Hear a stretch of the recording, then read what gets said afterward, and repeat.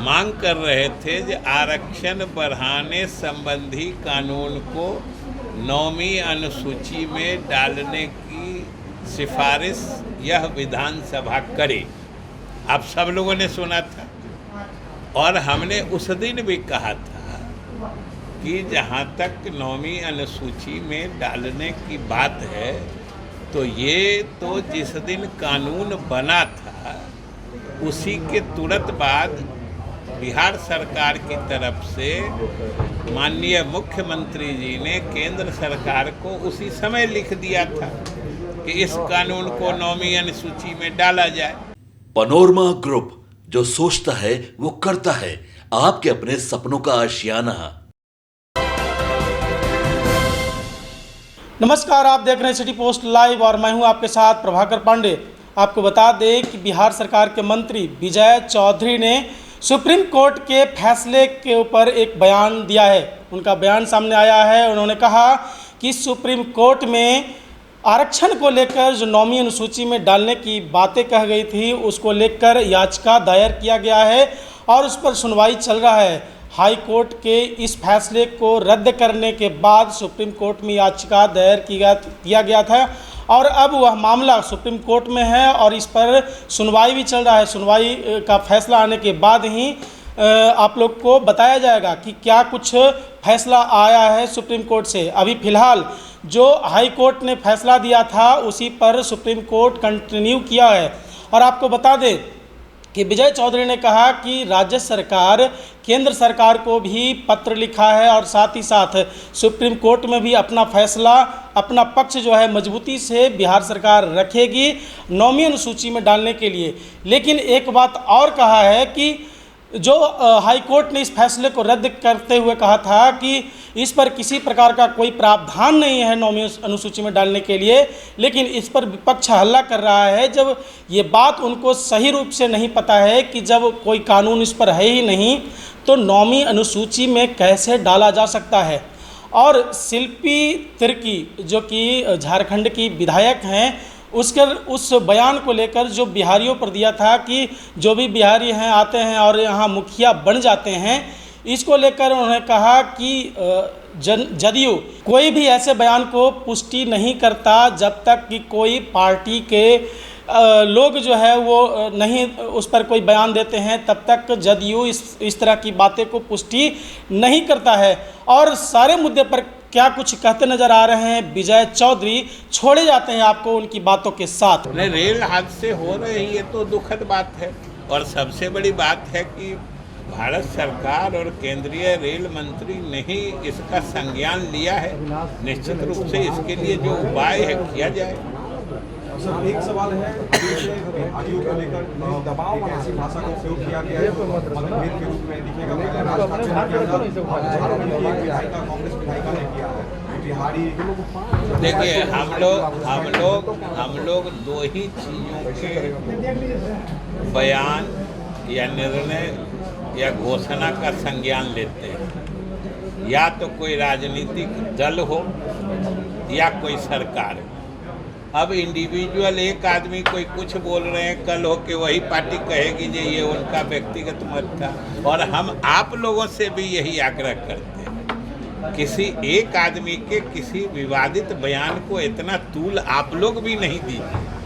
और कोई विभाजनकारी बात है, लोगों में मतभेद पैदा करने वाली बात है या कोई गलत चीज़ को तरजीह देने वाली बात है, वैसे गंदे बयानों को कृपा करके मीडिया भी तरजीह नहीं दे। कर दिया, लेकिन उसने हम लोगों के आवेदन को यानी पिटीशन को एडमिट कर लिया है। मतलब वो कोई इंटरिम फैसला नहीं देके या इंटरिम रोक नहीं लगा के वो पूरी सुनवाई करके उसके मेरिट पे फैसला देगा। इसलिए सच पूछते हैं तो जो स्थिति हाईकोर्ट के ऑर्डर के बाद की चल रही थी उसमें इस आदेश से अभी कोई परिवर्तन नहीं आया है, कोई नई स्थिति नहीं आई है।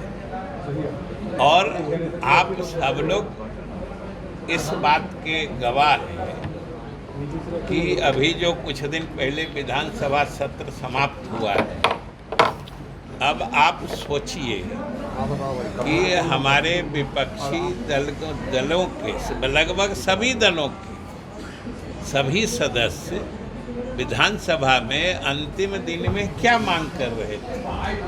मांग कर रहे थे कि आरक्षण बढ़ाने संबंधी कानून को 9वीं अनुसूची में डालने की सिफारिश यह विधानसभा करे।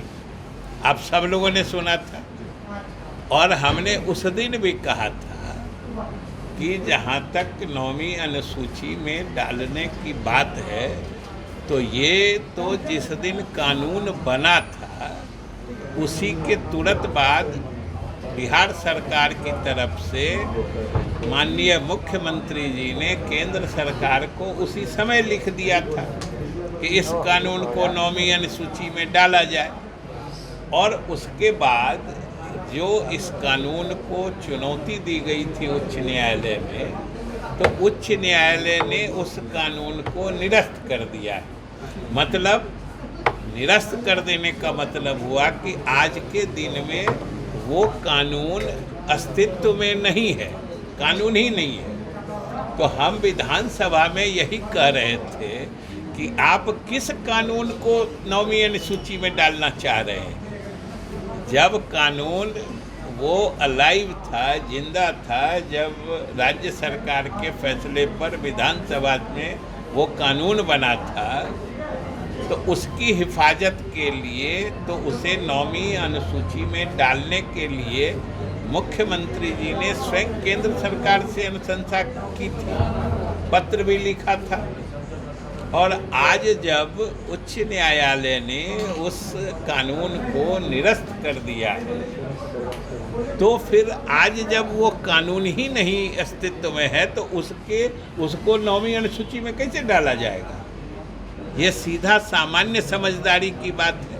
तो खैर, एक तो पता नहीं वो समझे ही नहीं इस बात को, या समझ के कोई जानबूझ के मैंने पब्लिक में अपना क्रेडिट स्कोर करना चाह रहे थे, क्योंकि जातीय गणना करा करके जो दलित, अति पिछड़े वर्गों की सही संख्या की पहचान करके उनकी बढ़ी हुई जनसंख्या के अनुपात में उनके लिए आरक्षण की सीमा बढ़ाने का फैसला तो मुख्यमंत्री नीतीश कुमार के नेतृत्व में लिया गया, उसके लिए कानून भी बना। ये पूरे बिहार की जनता ने देखा है, और ख़ास के गरीब तबका जिनके लिए आरक्षण की सीमा बढ़ाई गई है, वो लोग इस बात से अच्छी तरह से वाकिफ़ हैं जो कौन ये किया है और कौन करना चाहता है। तो हमको लगता है कि इन लोगों को बदहवासी है कि पब्लिक जो सारे मतलब गरीब लोग मुख्यमंत्री जी और एनडीए के पक्ष में हैं, इससे ये विचलित हैं, परेशान हैं, सही और गलत का फ़र्क भी नहीं समझ रहे हैं। जो कानून ही नहीं है उसको कह रहे हैं कि इसको अनुसूची 9वीं अनुसूची में शामिल करने की अनुशंसा कर दी। हमने विधानसभा में भी कहा था कि हम लोग, जो उच्च न्यायालय ने इसे निरस्त कर दिया है, उसके खिलाफ उच्चतम न्यायालय में हम लोगों ने अपील की है। और हम लोग आज अगर उच्चतम न्यायालय ने अंतरिम स्थगन आदेश नहीं भी दिया है और पूरी सुनवाई के बाद वो आदेश करना चाहते हैं, तो उनको अधिकार है। लेकिन आज भी बिहार सरकार और हम सभी लोग आशान्वित हैं कि अगर उच्चतम न्यायालय गहराई से हम लोगों के मामले को देखेगा कि हम लोगों ने तो आरक्षण की सीमा बढ़ाने का समुचित आधार दिया है, जनसंख्या से लेकर सामाजिक आर्थिक आंकड़े भी हम लोगों ने उपलब्ध कराए हैं कि बढ़ाने का पर्याप्त आधार है, इसलिए हम लोगों ने बढ़ाया है। और हम लोग आज भी आशान्वित हैं कि सुप्रीम कोर्ट पूरी सुनवाई करके हम लोग के पक्ष में फैसला देगा। और हमने कहा था कि एक बार उच्चतम न्यायालय से हम लोगों के पक्ष में फैसला आ जाने दीजिए, यानी अगर वो फैसला आ जाता है तो वो कानून फिर से अस्तित्व में आ जाएगा, जिंदा हो जाएगा। फिर हम लोग एक बार उसको नौवीं अनुसूची में डालने की अनुशंसा करेंगे। इसलिए ये मुद्दा आज जो बात आई है उससे आज की स्थिति में कोई फर्क नहीं पड़ता है, और न ही उससे सरकार के स्टैंड में कोई माने गिरावट या कोई घटोतरी होती है। हम लोगों ने तो कहा है, उन्होंने कहा कि नहीं हम पूरी सुनवाई करके करेंगे, अंतरिम आदेश नहीं देंगे। तो इसमें क्या है, ये तो वो जाने वाले हैं, आपको न्यूज़ दिए हैं, आप लोग दिखा ही रहे हैं, हम लोग क्या करें। हम लोग अरे सवाल बिना यात्रा के नहीं उठा रहे हैं, इसमें क्या न्यूज़ है, वो जाने वाले हैं तो आप लोग बता रहे हैं। जो बैठक हुआ था नीति आयोग का, उस पर तेजस्वी ने कहा कि ये भाजपा की बैठक थी, बिहार में इतना कुछ बात नहीं हुआ है, मुख्यमंत्री ने अपना जमीर बेच दिया है। उसमें तो सारे प्रदेश के मुख्यमंत्री आए थे, तो भाजपा की बैठक कैसे हो गई। ममता बनर्जी आई थी और उनके प्रदेश का समय सबसे अंत में आने वाला है, उनके विशेष अनुरोध पर उनको पहले बुलवाया गया। तो ममता बनर्जी भाजपा की मुख्यमंत्री हैं। भाजपा अपने मन से अरे कोई कुछ बोलता है तो जरा सच्चाई के साथ खुद भी मिलाया करिए आप लोग। सर, विधानसभा सत्र के दौरान बीमा भारती ने मुख्यमंत्री नीतीश कुमार से मुलाकात की और चर्चा है कि वो फिर से जेडीयू में आ सकती है। क्या लोगों को समझ में आने लगा नीतीश कुमार कितने कद्दावर हैं, उनका साथ छोड़ना मतलब। देखिए, अब बीमा भारती जी मिले नहीं मिले ये अलग बात है, और इस बात का कोई बहुत ज़्यादा अर्थ मतलब भी नहीं है। मुख्यमंत्री हैं, वो चाहे किसी दल में रहें, कल हमारे दल में थे, आज उधर हैं, और कौन मिलता है मुख्यमंत्री से, इससे कोई हमारे दल का स्टेटस बढ़ने घट